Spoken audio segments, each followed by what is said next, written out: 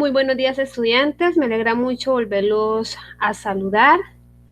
En la sesión de hoy vamos a trabajar ya son las preguntas tipo ITFES que trae este taller. Entonces yo voy a compartir con el profe el archivo de las diapositivas de las preguntas. La idea en qué consiste, que en esta primera media hora u hora de clase, ustedes en una hoja escriban su nombre, escriban las preguntas del 1 al 16, creo que son 16 preguntas, las opciones de respuesta A, B, C, D, y empecemos a leerlas e a intentar, pues, contestarlas según lo que nosotros creamos que, que es la respuesta. Bien, luego de esto, entonces, nuevamente proyectan el video que les estoy haciendo para iniciar con el primer bloque, el primer grupo de 8 preguntas para resolver. O podemos también entonces resolver las 8 primeras. Ustedes las 8 últimas las leen, las intentan resolver y luego en una próxima sesión entonces yo las vuelvo y las resuelvo para mirar cómo nos va. Entonces, iniciemos como como la segunda forma, yo considero, para que ustedes de pronto agarren la onda de cómo yo debo leer una pregunta. ¿Listo? Entonces vamos a trabajar las 8 primeras preguntas.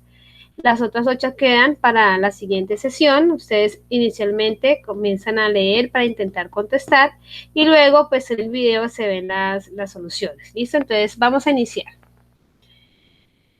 Recordando la temática del taller que estuvimos trabajando, tenemos que los temas a trabajar son la materia y la energía, dentro de ellos materia y sus propiedades, la densidad, cambios de estado de la materia, diagrama de fases, cambios físicos y químicos, clasificación de la materia y métodos de separación de mezclas. Teniendo en cuenta esta teoría que ya la trabajamos, vamos a empezar a trabajar cada una de las preguntas. Entonces, tenemos aquí, ahora voy a tratar de agrandar un poco más la pregunta, solo la pregunta que es lo que más nos interesa. Ay, se me pasó. Acá la 2.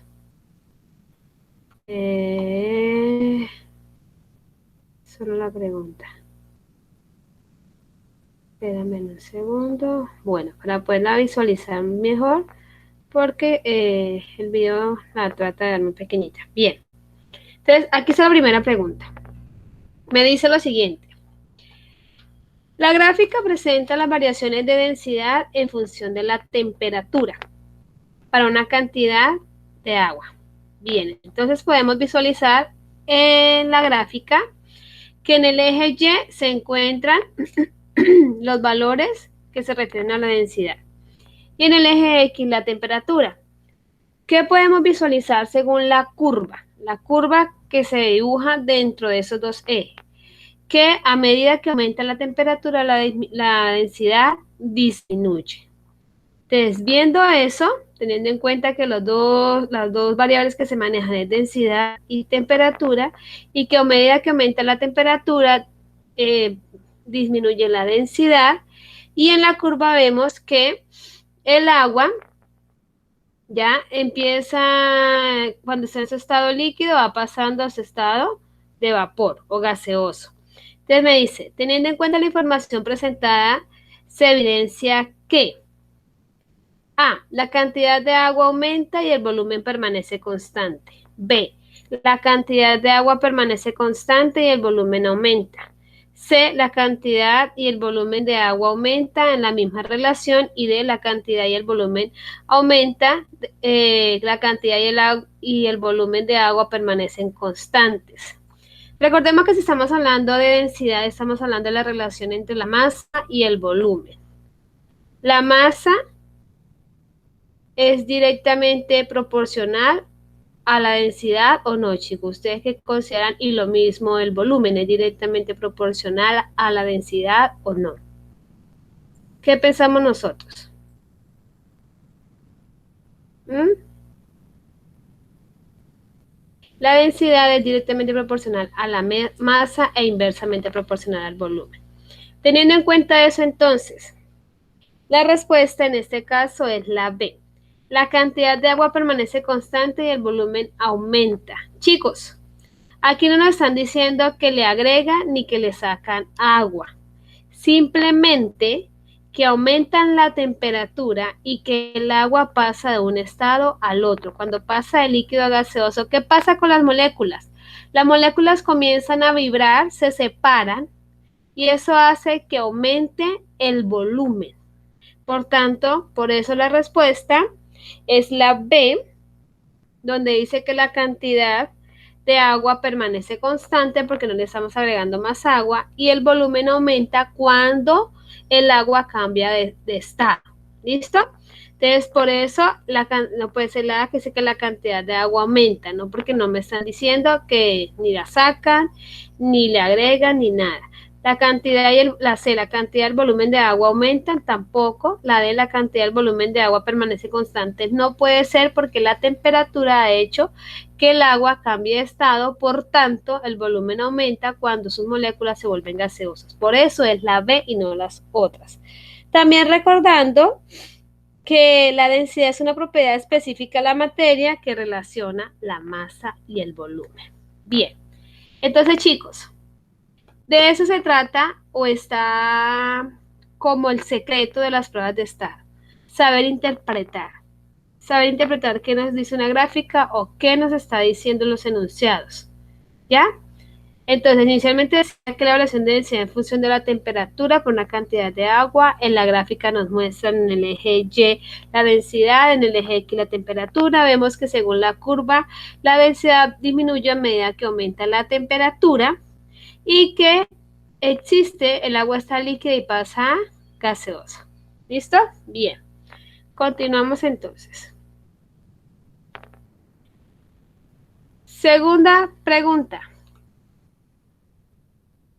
Nos dicen acá.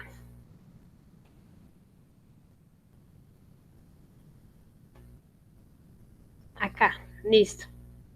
Nos dice, la siguiente tabla muestra diferentes valores de densidad para varias sustancias. Recordemos que la densidad es la relación que hay entre la masa y el volumen. Bien, nos muestra sustancias en tres estados. Eso nos muestra el cuadrito. Sólido, líquido y gaseoso. En el cuadrito los sólidos nos dan de sustancia plomo, hierro, aluminio. El plomo, que tiene un peso o una densidad, perdón, de 11,3 gramos en centímetros cúbicos, el hierro 7,9, aluminio 2,7. Lo mismo en los líquidos, lo mismo en los gases, nos dan una sustancia con cierta densidad. Recordemos que la densidad o cómo se ven las unidades de la densidad. Entonces, en el caso del plomo, los sólidos en sustancia plomo. ¿Qué quiere decir eso? 11,3 gramos sobre centímetros cúbicos. Quiere decir que en un centímetro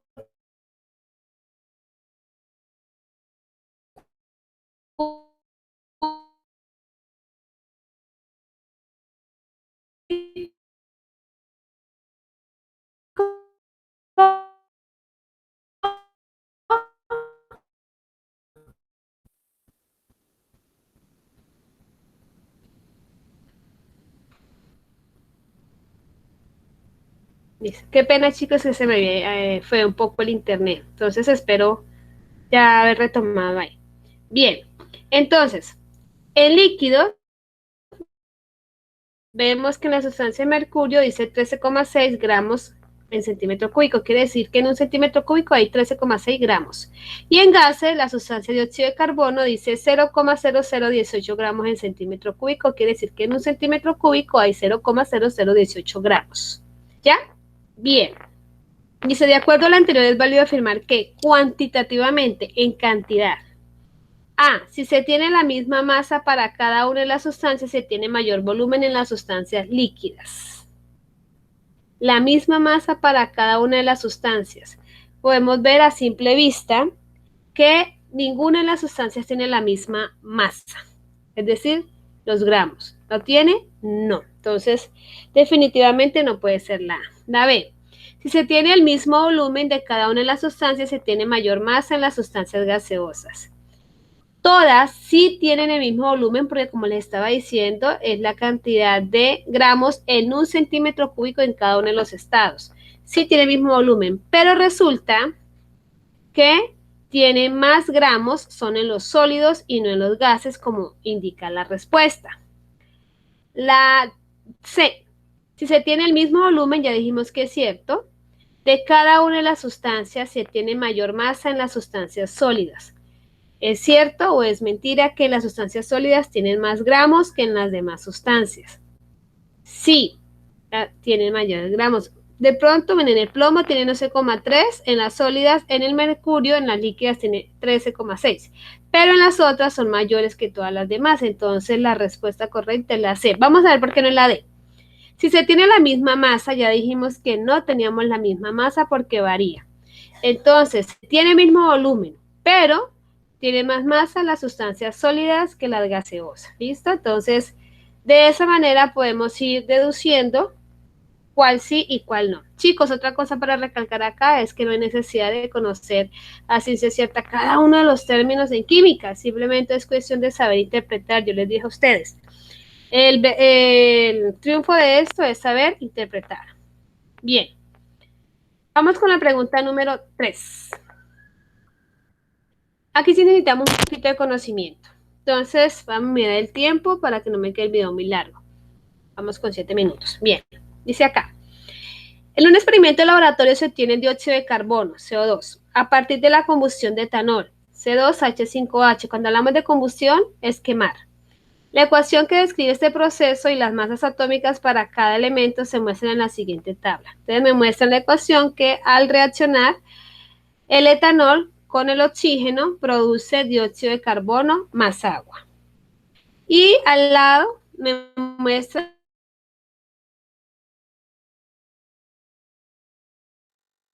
los elementos que cada uno de esos átomos, cada uno de esos elementos, perdón. Te dice, a partir de la siguiente información, el profesor pide a sus estudiantes analizar la situación y los estudiantes establecer qué.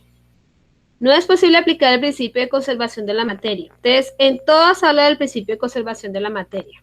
Entonces, recordamos, ¿qué plantea el principio de la conservación de la materia? Plantea que la cantidad de sustancia que entra debe ser la cantidad de sustancia que sale, porque recuerde que la materia no se crea ni se destruye, sino que se transforma. Aquí ingresó el etanol con el oxígeno y quedó convertido en dióxido de carbono con agua a través por el efecto de la temperatura.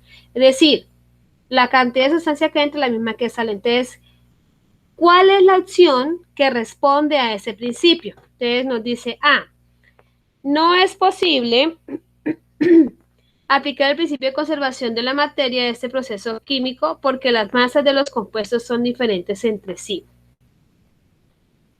No es posible aplicar el principio de conservación de la materia a este proceso químico porque la estructura química de los reactantes es diferente a la de los productos.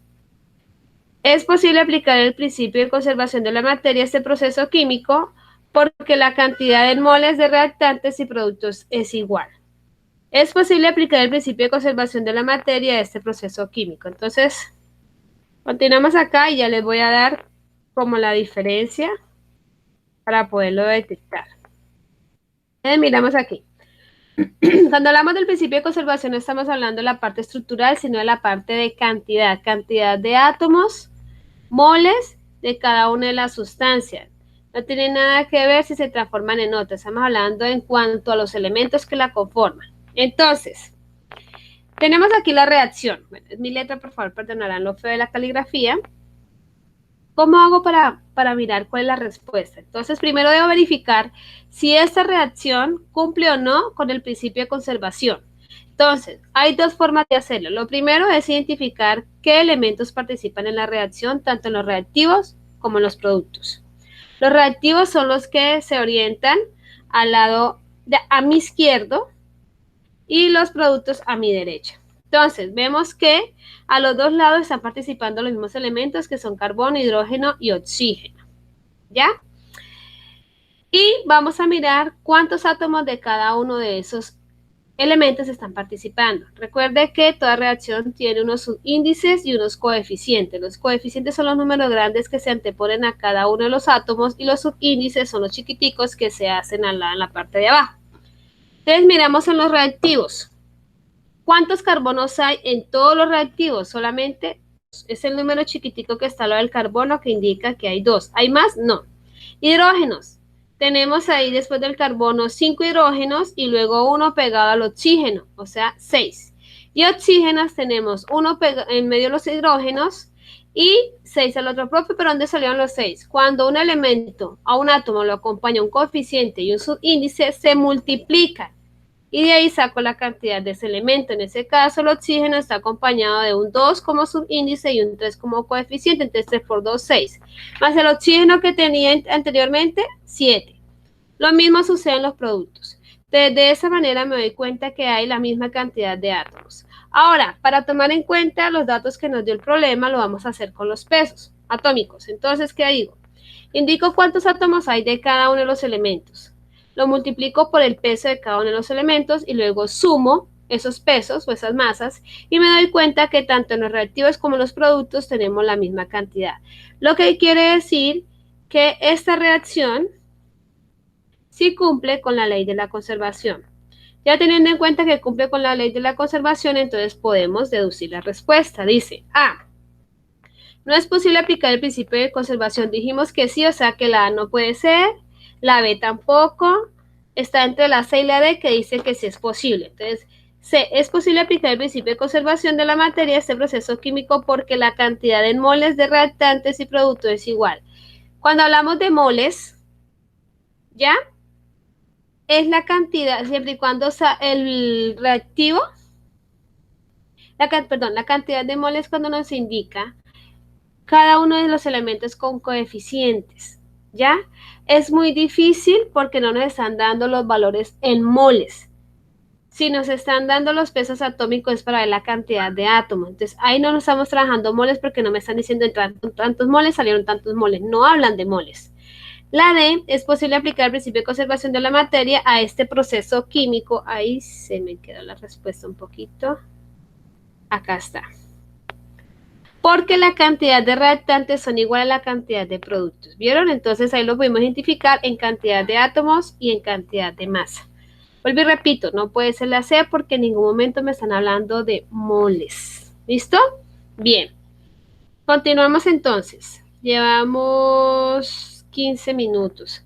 Bueno, chicos, entonces, para que no nos queden tan largos los videos, vamos a dejar aquí. Voy a hacer otro video con las siguientes preguntas. Ya, para que sean más corticos y los puedan visualizar mejor. Ya nos vemos entonces en la siguiente sesión.